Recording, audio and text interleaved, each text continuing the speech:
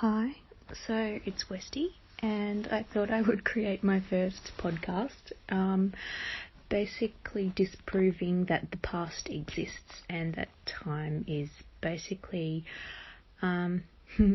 easy to say, a construct, but is what we use to create a world in which to calculate. So there's many ways to approach this. I don't know what one I'm going to start with, but the easiest way I can think of to start this premise is that when I get you to think of negative numbers like -4, -3, etc., well, those kind of numbers didn't exist until we created a timeline that went back into the past, and we create that imaginary timeline with our mind because we're existing in the present. And so this is going to be one of the hardest things to get your mind around. So just bear with me, just forget everything you know, and let's just do this. So I'm in bed, by the way. Maybe I'll just turn the volume up a little.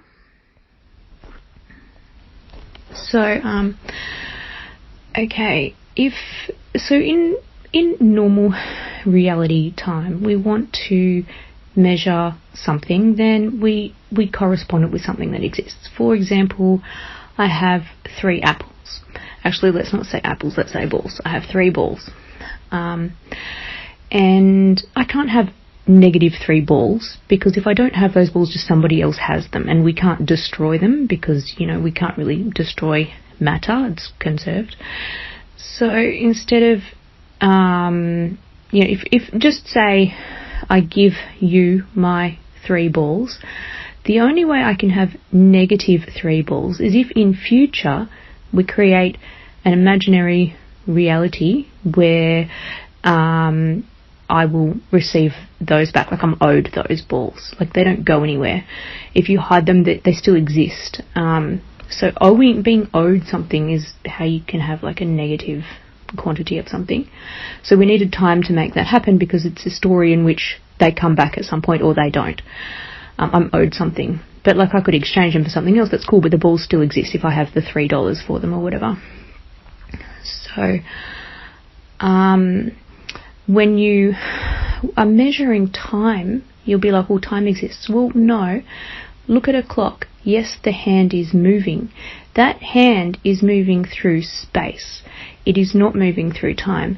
And us on a planet, not only are we flying around a sun, but our sun is flying around a black hole, and the black hole is flying away from the Big Bang.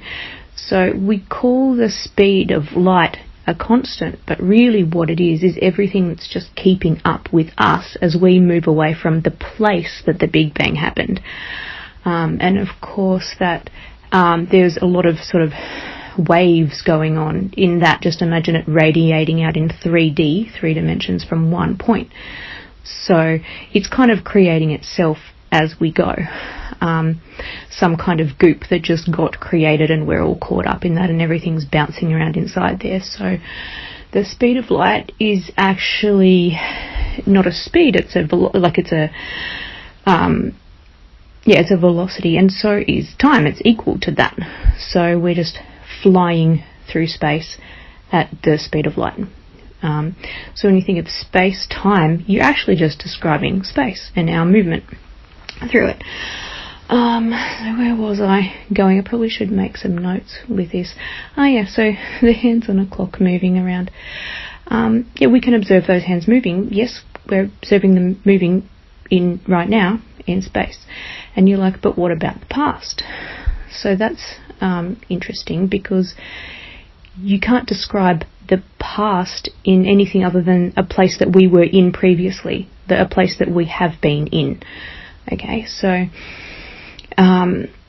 you'll be like, well, what other things measure time? Well, think of your heartbeat. Okay, here me just counting some corresponding heartbeats. 1, 2, 3, 4. So I just counted 4 of my heartbeats, and I'm telling you this in a space. And if you want to think, well, how many more heartbeats have you had before that?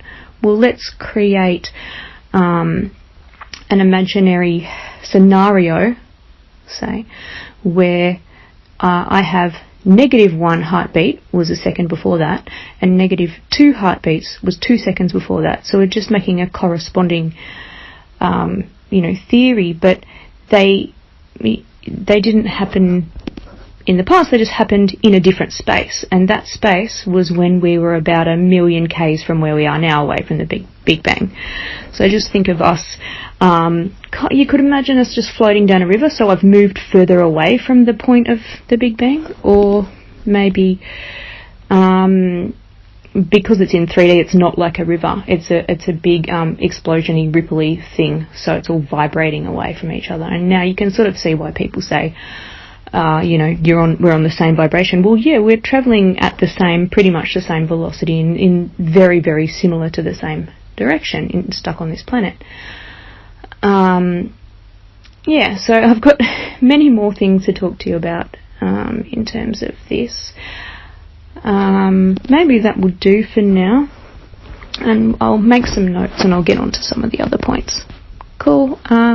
If you want to follow me on Instagram, my handle is You Are a Good Person. Now, that is not in the moral sense, that's just in a sense that you exist, you have a probability of 1. Anyway, we'll get into that another time.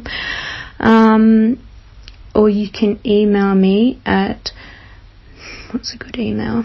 monstrosity@me.com. And I will catch you in another place. Bye.